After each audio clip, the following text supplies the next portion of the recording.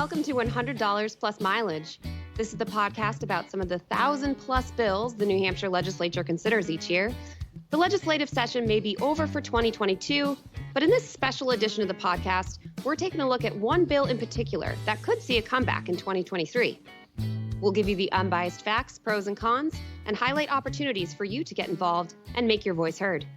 I'm Anna Brown, Director of Research and Analysis for Citizens Count. And I'm Mike Dunbar, Content Editor for Citizens Count. Anna, this is a really exciting special edition because we are recording in front of a live studio audience today. Yes, today we have students here from the Presidency and the Press, a summer program produced by the Marlin Fitzwater Center for Communication at Franklin Pierce University.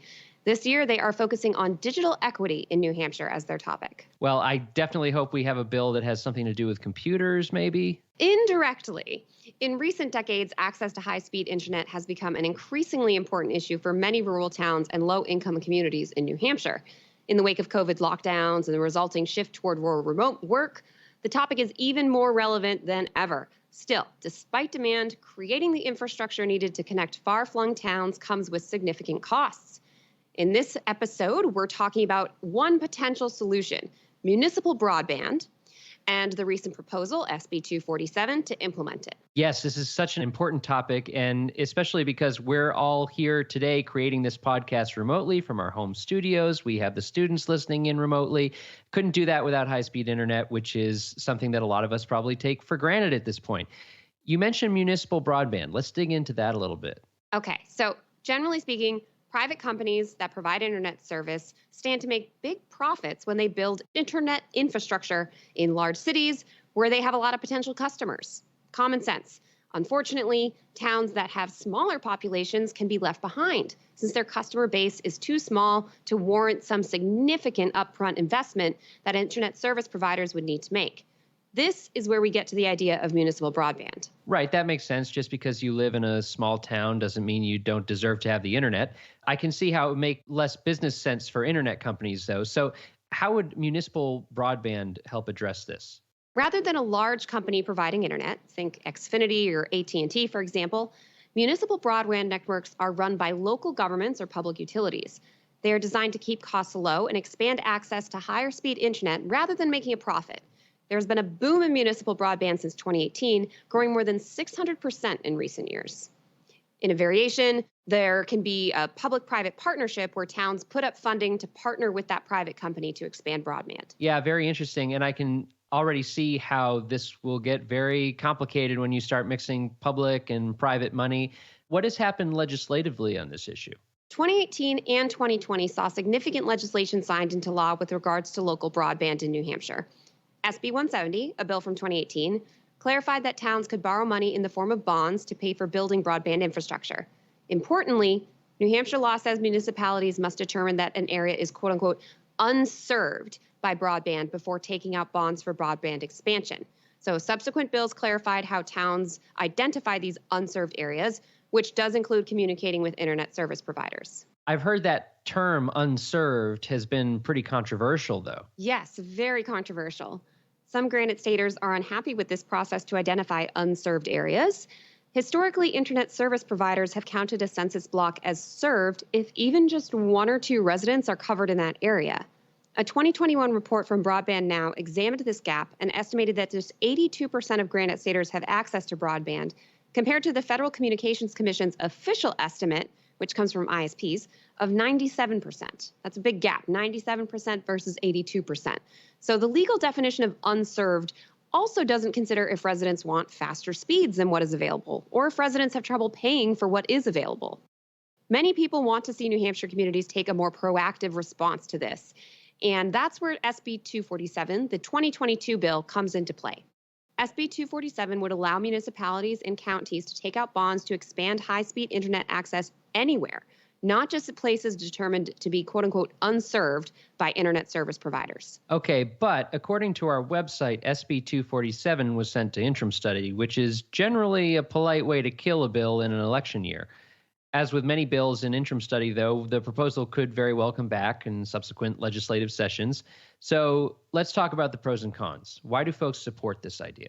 Supporters of the proposal at the heart of SB 247 believe that, in today's world, broadband is as much an essential infrastructure as water or sewer or electricity.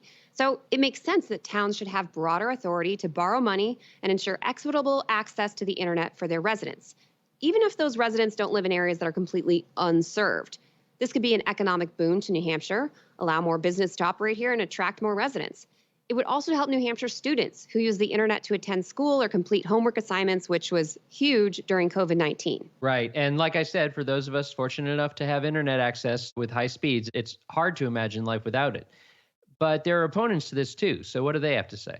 Some worry that this proposal, and others like it, would put towns in direct competition with internet service providers, which could endanger the investments these companies currently make across the state. So the cost to build and run internet networks is massive. So municipalities would have to set up the infrastructure and then also upgrade it, deal with outages, and so on. So we could create a situation in which a provider that borrowed millions to make their own investments over decades potentially find their efforts undermined by a municipal network. Alternatively, it could saddle the municipal taxpayers with ballooning costs. While SB 247 failed to make it into law this year, similar proposals may very well come about in the future. Whether you love this idea or you think it's wrong for the Granite State, you can make your voice heard. Get started by learning who represents you and who is running in the next election to represent you by visiting citizenscount.org. Sitting legislators can request bills for next year as early as September. So let your elected officials know if you have an opinion on municipal broadband or other bill proposals. All right, Anna, that means it's time for Only in New Hampshire, the part of our show where we dig up some weird New Hampshire trivia for our listeners. What have you got for us today?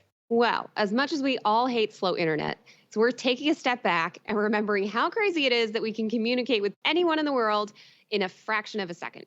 So, speaking of building infrastructure and connecting far-flung places, let's talk about the history of the transatlantic cable. So, in 1866, messages and news took weeks to deliver between Europe and the United States. So, in response, telegraph cables were strung across the Atlantic Ocean. First, these cables connected Ireland to Newfoundland.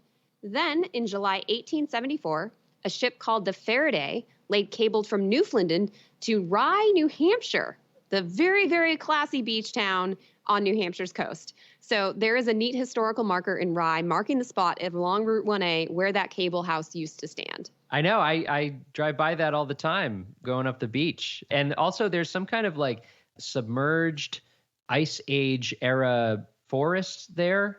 It's like a double historical marker. Have you ever driven by this, Anna? I have not. And I also, do they have like petrified trees there? Because isn't there something about like if you take petrified trees, like a stone of a petrified tree, you get horribly cursed or something like that? I haven't heard that, but it's probably on the marker. And I just know it says like sunken forest and transatlantic cable.